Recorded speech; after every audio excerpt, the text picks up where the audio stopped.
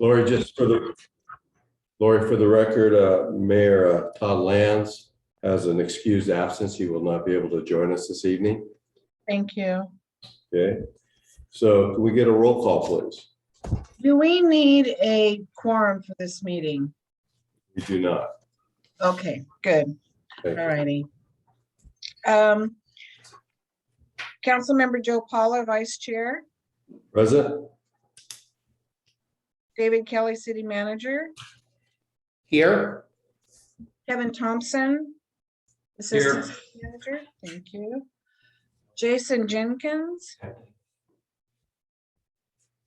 Berta McLean.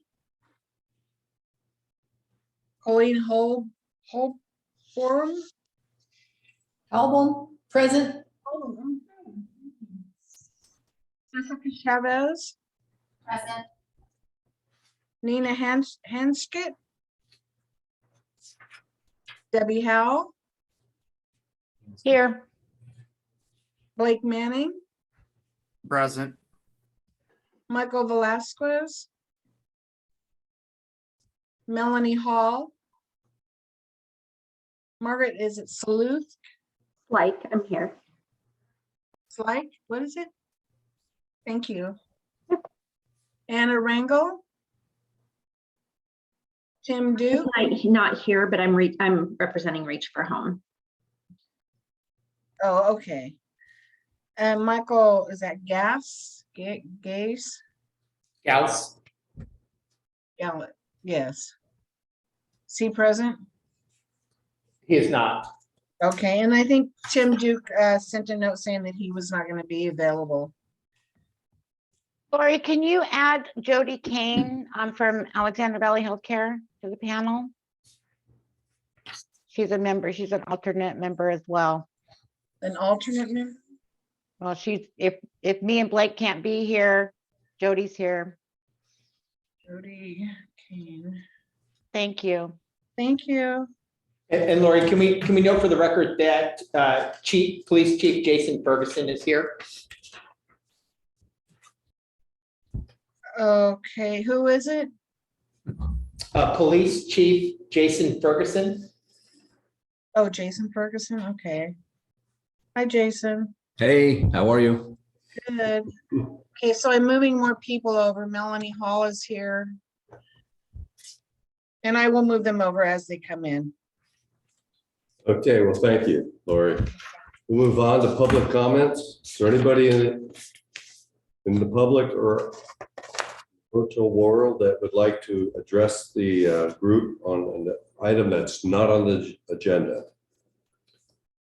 I see no members of the public here. Thank you. Okay, thank you. Okay, discussion items. We'll start with 4A, update on local homeless activities, Alexander Valley Health. Hi. So I wanted to just report that we completed our federal reporting for the fiscal year 2021, and our homeless patient count was 72, which is down from the prior year, which is awesome. It could be because of the pandemic and they didn't come in, but either way, we reported a lower number than we did in 2020. And we're also just working with our patients, and Jody or Blake may give additional updates on getting them enrolled into the coordinated system and assisting with housing. That's where we're at right now. Great, thank you. Any questions? Okay, seeing none. Thank you for that.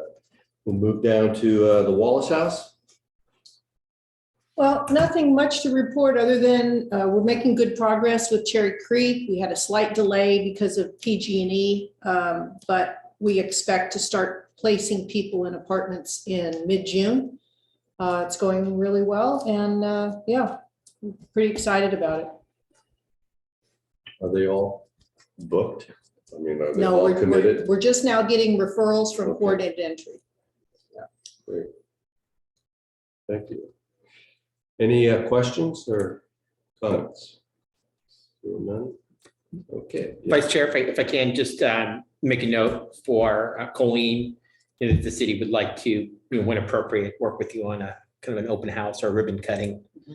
And I know that the time comes quickly, so if we maybe work together, get a date on the calendar, so I can get make sure it's on the council's calendar. Sure, yeah.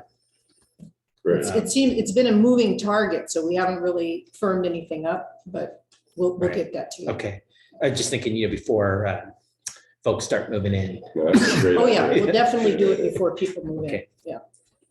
I mean, even if we kind of get a date out there, then we can try to get on the council's calendar if things are still being buttoned up, but. Okay. Any questions from anybody? Seeing none, we'll move on to the Reach for Home.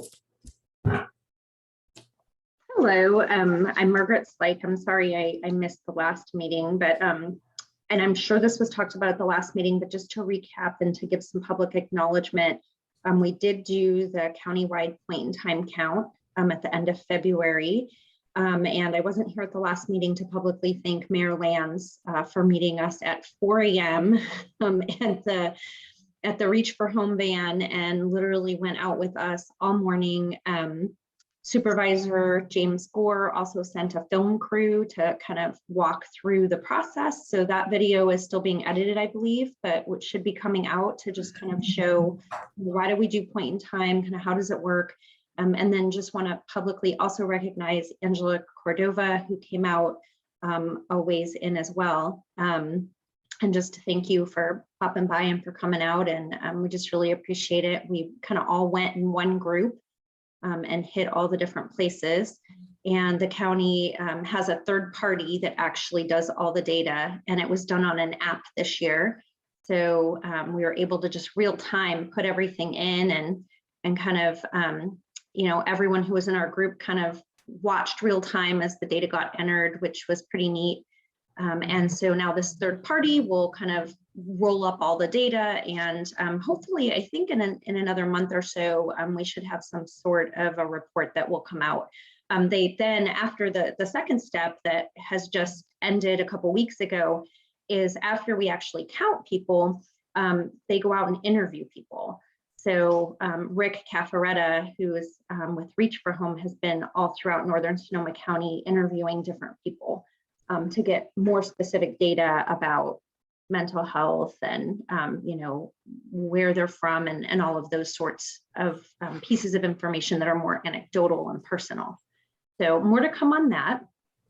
And then at Reach for Home, we're working with the city of Healdsburg. Thank you so much to Steven Sotomayor, who's like my partner in crime out there. We are working on getting escrow closed for the L&M motel, which will be the first interim housing program in Northern Sonoma County. He might be able to chime in with a little more of an update, but long story short, we're on track to open it by the end of August. And at Reach for Home, we're currently working on identifying prospects with high vulnerability scores who would be a good fit for the program. And that's we're using our by names list for Northern Sonoma County. So a really good list of people. There's 22 units, and I think we already have 30 or 35 people that we've identified that could go in, and just working to make sure that we put the right people kind of in at the right times, and just making sure that we're being really thoughtful about the process that we're following.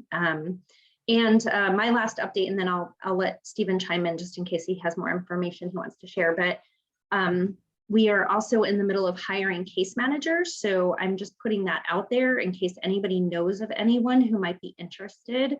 We have a great group of people. We're looking for 2 more case managers to work at the L&M, and then also a mental health professional. We're also open to creative partnerships. We're really outside of the box thinkers. And if anyone has an idea or would like to talk more, we're definitely open to it. And then we're also looking for a facilities person that could also be a mentor to the participants who are there. So not just someone to change a light bulb or fix a toilet, but to actually bring a participant with them and teach them, how do you enter someone's apartment? How do you change a light bulb? How do you do landscaping and those sorts of things? So that is all I have from the L&M. The only other update is that we have people who have vouchers and who are really, really close to vouchers, and now we need units, and the county has just increased the amount that we can spend on the units, which is great. So hopefully that will help some, but again, any referrals for apartments or units of any kind are definitely welcome. And then Stephen, do you have any other updates about the L&M specifically? Sure, I'd be happy to share. So we're expecting to close escrow on the L&M on Friday. One of the aspects to that is, it's an older property. There's quite a few historical claims on that property, so bonding around it became more of an issue, but we expect to close on Friday. The funds from the state have already arrived. The clock for us to occupy it started ticking the day that we got the award notice, which was back in December. They give you 8 months. The state wasn't very convenient by starting the clock at the time of award versus the time of signing the contract and receiving the funds. So we are moving as fast as we possibly can to get the L&M open by August 21st, which would mark 8 months from the date of the award. One of the things that we have to do as part of the L&M retrofitting is adding fire sprinkler systems, as well as making rooms ADA accessible, as well as general health and safety upgrades to the site. But most of those are minimal because we're staying within the conforming use of the site. So we should be able to move rather quickly and hoping to meet that deadline. And the reason why that deadline is important is that it's tied to an additional $220,000 of funding that could be put towards it. On top of that, the county did approve $950,000 for capital improvements, which will match with the state's $1.1 million that they gave us to make these improvements to the site. On top of that, the county also improved a 7-year operational funding plan that will subsidize the state's operational funding for the first 3 years, followed by an increased subsidy following those 3 years.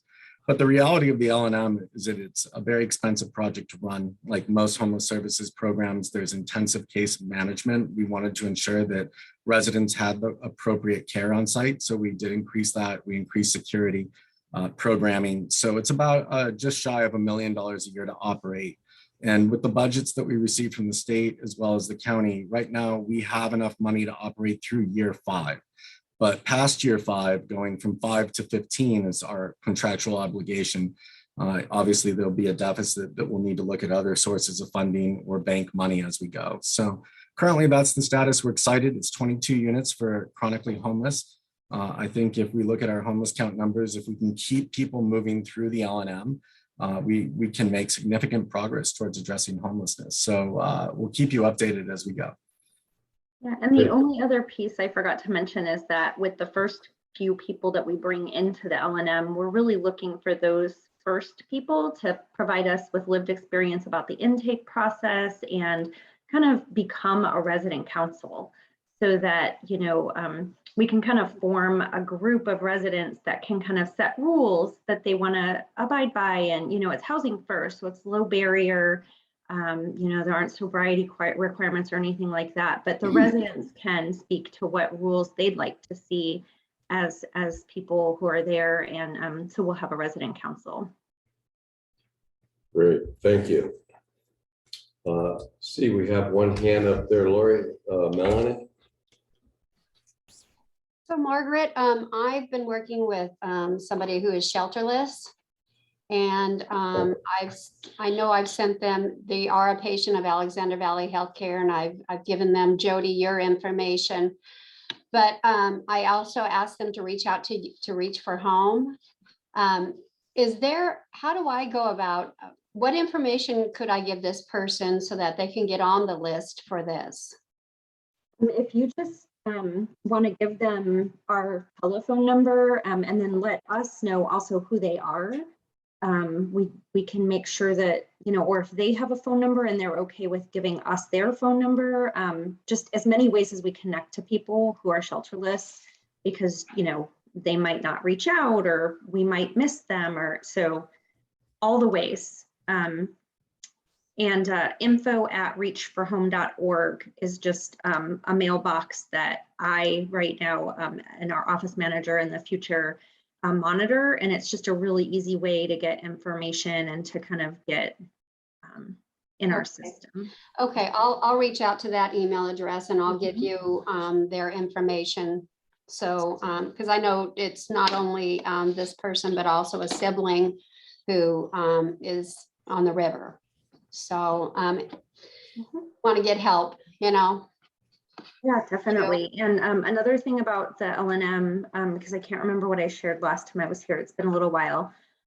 We will have about 20% of the beds open for emergencies, for police department, and just for emergency medical situations, not medical like where we need to provide medical help, but maybe they just got out of the hospital and they need a place to stay for a week or two, that sort of thing.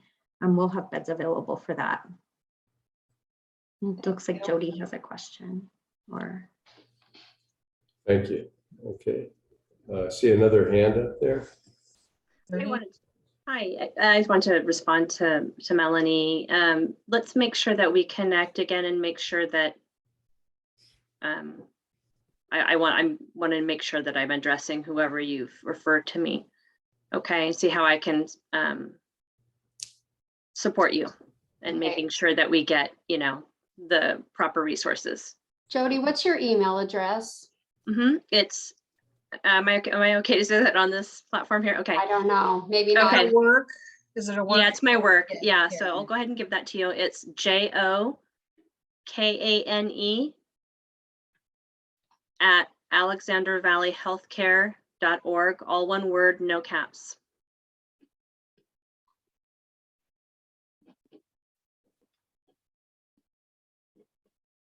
Okay, any other comments or questions? Chair, if I can just ask a question in regards to the L&M Hotel. Could you share with us you provide a perspective for the group here on the by names list, Margaret, and how that works? I'm kind of curious, is the geographic scope of the shelterless individuals that will be available to as the pool, kind of, so to speak, for the L&M Hotel, is it really going to be focused on just Healdsburg, kind of northern Sonoma County, or given the by names list, really all of Sonoma County? No, we have so Reach for Home serves Windsor through Cloverdale, and so that is what our by name list is. We have a specific list just for northern Sonoma County, and that's the list we're using for the L&M. So that by names list does include the shelterless individuals that may identify their home as Cloverdale. Yes, definitely. Yeah, and we're still up in Cloverdale twice a week.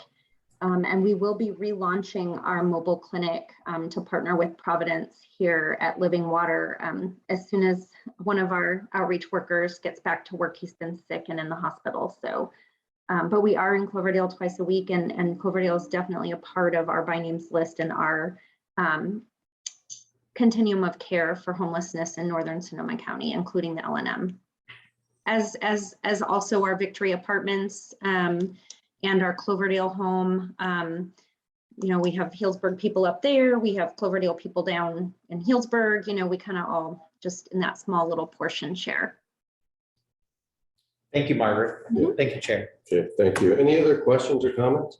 I'd just like to ask if you at some point could put out like a little informational pamphlet that we could have available. So when we run into situations, we know the contact, who to call, what services are available at what site, just something that we would be able to use as a resource, and who to call, what the number is, because there's a lot of good information, but as time goes by, you forget, and it would be helpful to have a good pamphlet that we could just refer to and guide people in the right direction.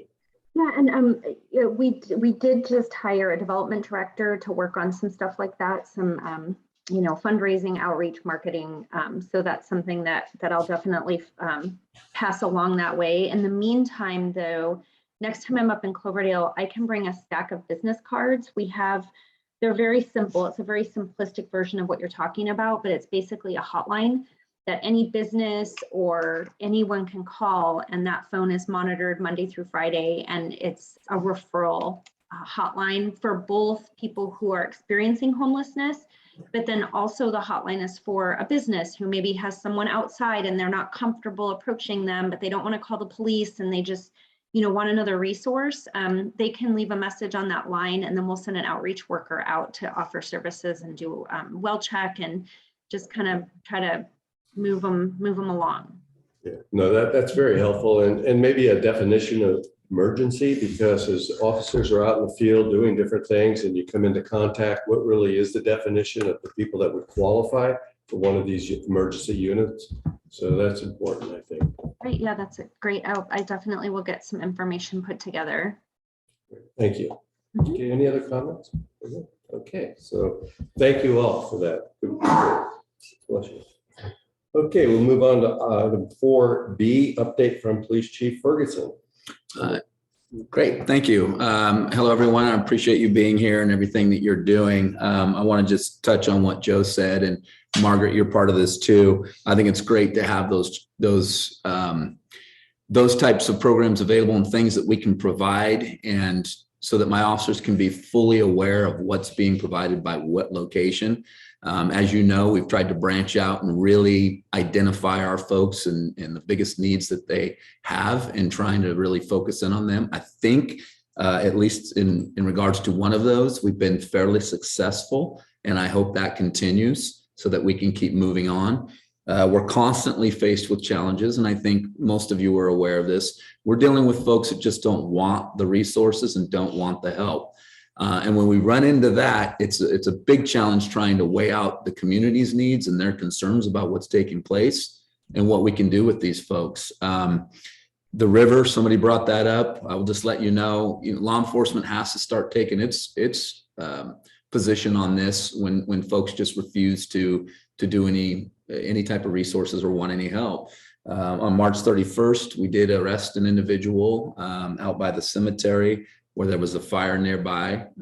We did go ahead and place that individual for a probation violation, but also that we believe there was probable cause to believe he may have been involved in the starting of that fire. I know the river's a big concern, and we're really trying to put more effort into being out there and being visible.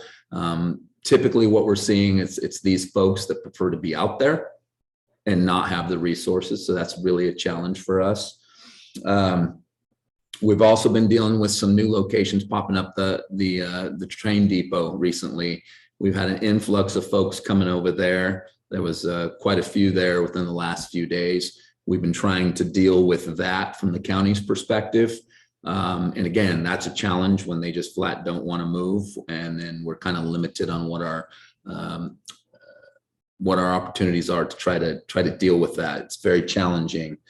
I will tell you that we continue to, and this kind of comes in part with the community's perspective on complaints we get and concerns that they have. We continue to enforce curfew where we can. That includes like our plaza, our parks, and at the request of our community and their concerns, we still go and check all the areas where they see individuals. And so we continue to do that. We did 23 homeless related incidents since last month on March 12th. And then 48 times we did foot patrols and contacted in the plaza to address that. One of the biggest concerns that I'm seeing right now, and it's probably relative to everybody here, is fentanyl exposure. And just on April 4th and April 5th, our officers responded to 2 homeless individuals, separate individuals. Both were nearly code blue, and our officers administered Narcan and revived both individuals. Again, we're right back to that challenge that we kind of were in the mental health crisis. We did our part. They got transported literally back on the street the next day. And so now, in addition to a mental health crisis, we're really dealing now with a bigger concern, which is fentanyl exposure. And we've had 3. The 2 I gave you were just the newest back to back, April 4th and 5th. And then there was a one previously, and I believe that one was on March 21st, I believe, where we had another incident. So this is concerning. We are working and partnering with the county on education pieces and how we can address this and better inform our community. And we've also posted some stuff on Facebook, but it is a genuine concern that we need to have for the homeless as well. So it's one more thing to add to this big piece of all of this. We are going to continue to force, like I said, in the river, we're going to try to be helpful down there. We're going to try to get down there in our UTV and be more available to try to help the county as well. And we're working on a plan to get that taken care of as we speak. Other than that, I don't have anything further. If anybody has any questions, I'll be happy to answer. Seeing no questions. Well, thank you for that report, Chief.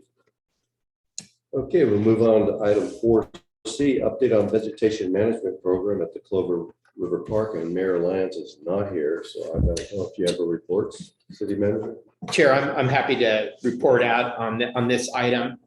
I've been working with the chair and he's been taking the lead or with Mayor Lands on coordinating with the Sonoma County Sheriff's Office, Cloverdale Fire District, as well as Supervisor Gore's office and our own parks team on a vegetation management program to address some of the concerns around fire, particularly in the River Park area and the adjacent landscape areas. The city's actively working on addressing vegetation management at the Cloverdale Cemetery, which is an area where the homeless are off, or shelterless individuals are often moving through. We know that there's been incidents of fire there. And right now it's just really putting together the program with the county using supervised adult crews to conduct some additional vegetation management, also with Cloverdale Fire to do some prescribed burns. There's some pretty significant overgrowth vegetation where there's been some recurring fire activity related to our shelterless population. So the goal is really to try to help reduce the concern around fire by proactively addressing that vegetation in that area, reduce the fire threat, and kind of do that in conjunction with the activities that our police department is leading up in terms of enhanced enforcement.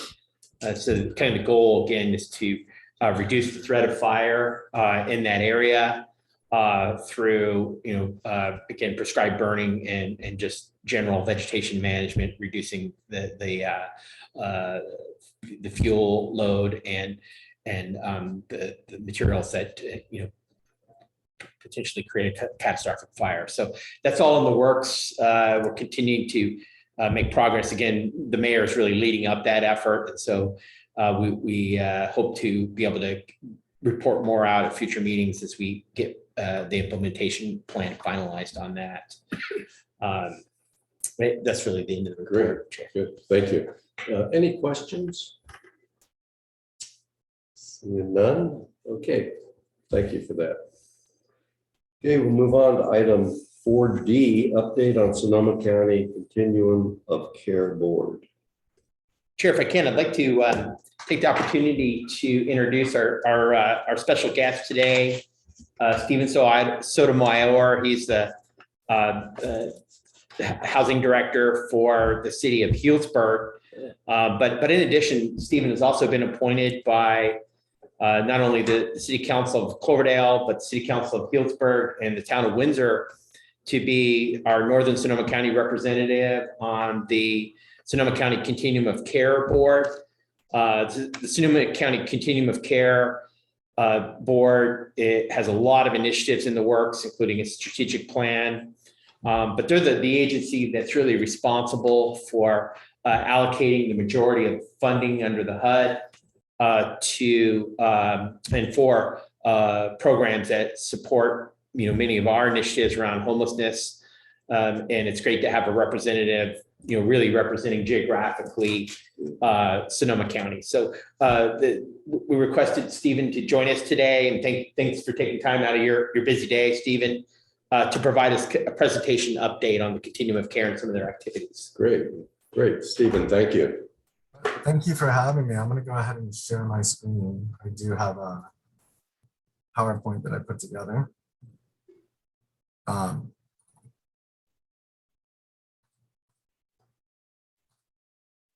everybody see, is that the PowerPoint you're seeing? Yeah. Yes. Okay, good. And you forgive me because it's not showing me. Here we are. Okay, so thank you very much. And I want to say thank you for having me here today. I very much appreciate it. I appreciate that you, Cloverdale, entrusted me to be the representative on the Continuum. As you know, recently we switched over to geographical representation. So in the North County, there is one representative with an alternate who is Esther Limas from the town of Windsor. That are on the Continuum of Care board. And we're also very fortunate that our service provider from Reach for Home, Margaret Slyke, is also a member of a Continuum of Care board. So the North County has 2 representatives. And I will try to move through this. I think it'd be important to get to questions, but I wanted to start by what are your city representatives doing for you in the Continuum of Care? And I think that we've been broken down into 4 areas of focus that are in the Continuum of Care.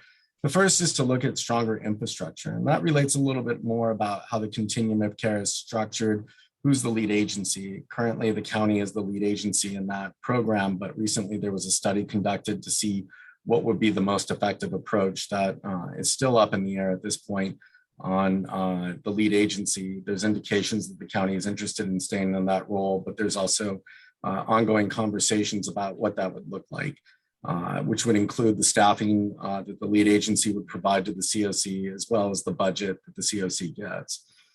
Better use of systems. Obviously, we look at how we use data for decisions. How do we integrate funding that's informed by those data points that we collect? And finally, centralized housing location, which has been a topic of concern.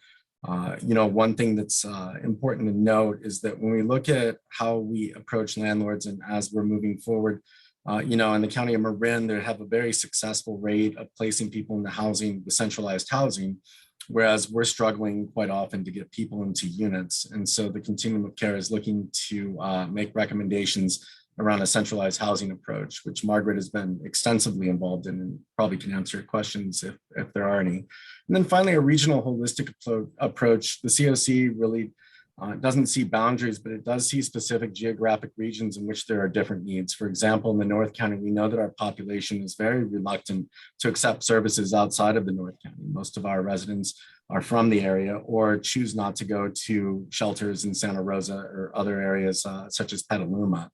So largely the L&M is filling a big gap that we had in our system of care, because for the longest time, we didn't operate a shelter other than emergency shelters or temporary shelters, but never a year-round shelter.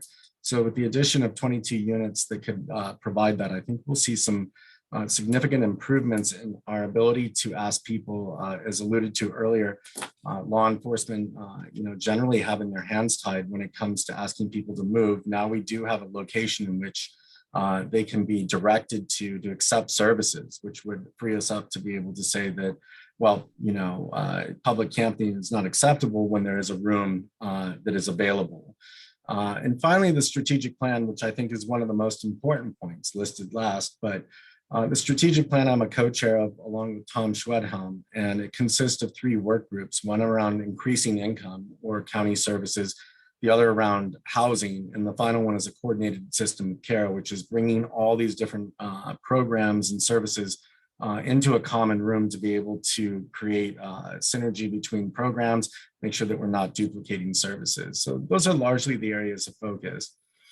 And so what has been done? Well, most of these have been initiated by the board, and some of the areas that have been worked on is a new coordinated entry provider. Coordinated entry, in a nutshell, is how we assess and how we place people based upon vulnerability.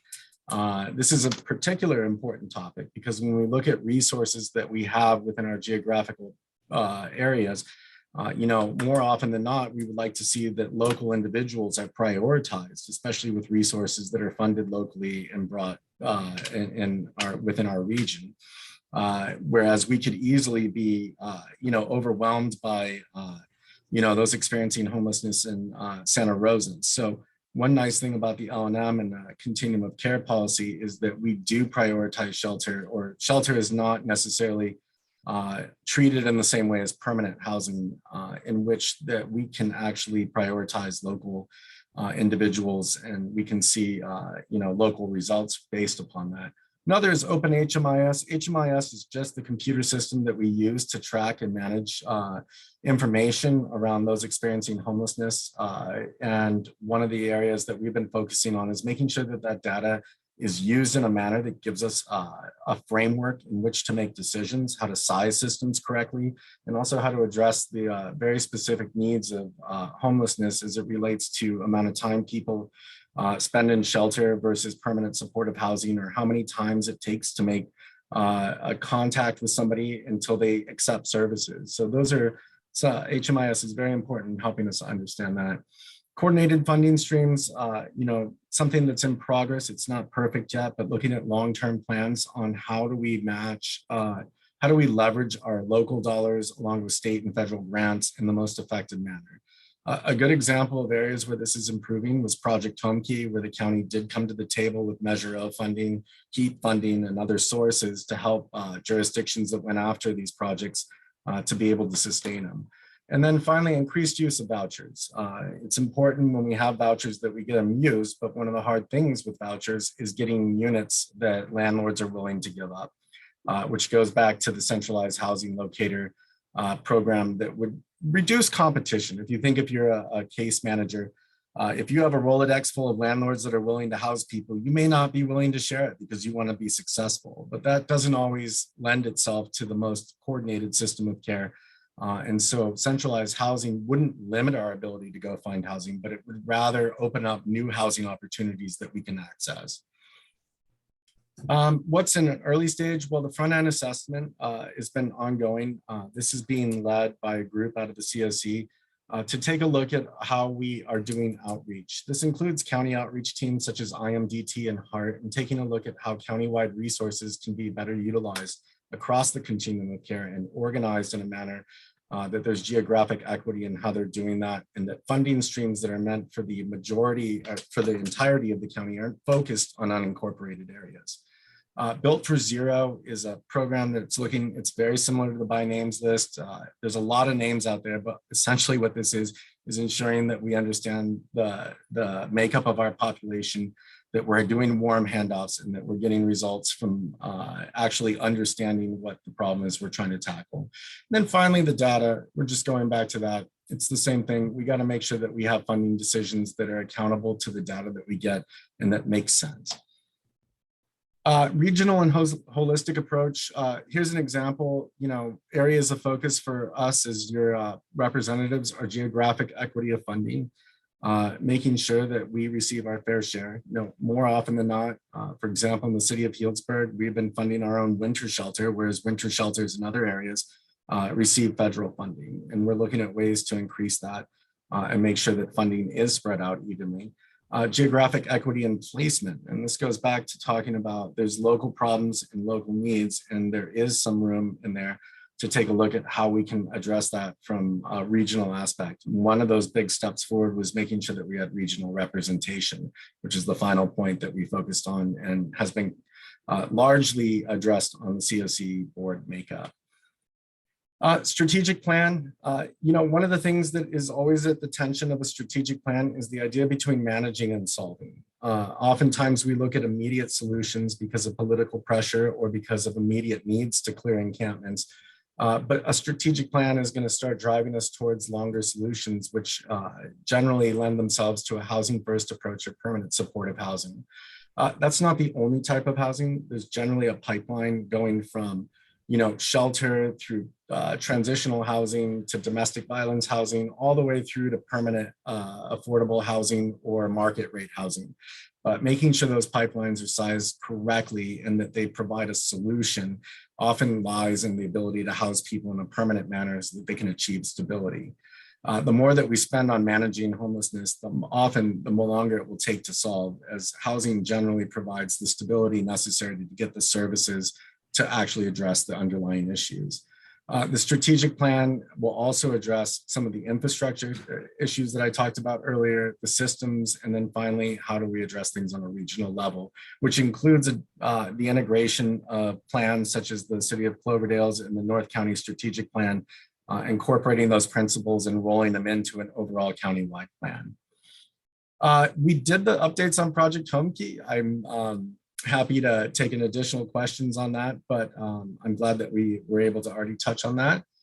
And then finally, just to let you know that Margaret and I are both your representatives. We're happy to hear. Please feel free to reach out to us, schedule some time, or if you're interested in learning more about certain programs or anything of that nature, you know, we're always available. We think regionally. We're very lucky to have a regional provider that doesn't see boundaries, but rather sees the issue of homelessness. And, you know, with the opening of the LNM, we hope that in North and Sonoma County that we can start to see reductions in all of our cities in the total amount of people experiencing homelessness and those that are able to access permanent housing solutions from that program. And so with that, I go ahead and I'm happy to answer any questions. I hope this was informative, but if I have missed anything, please let me know. Thank you, Stephen. That was a very good presentation. Really appreciate it. Thank you so much. Are there any questions here in the room from anybody? Lori, do we have any hands up in the audience?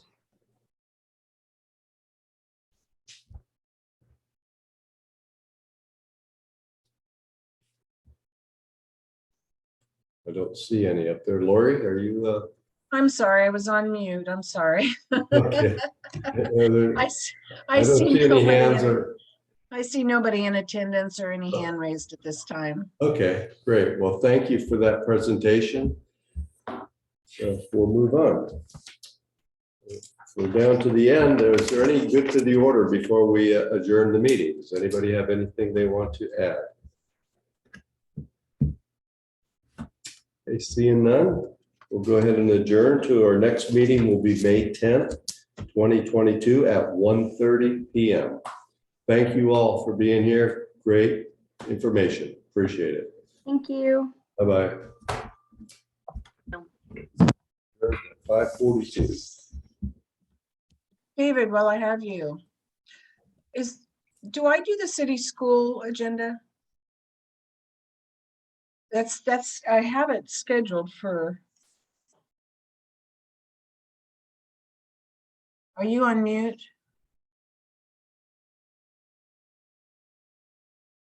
I don't hear you.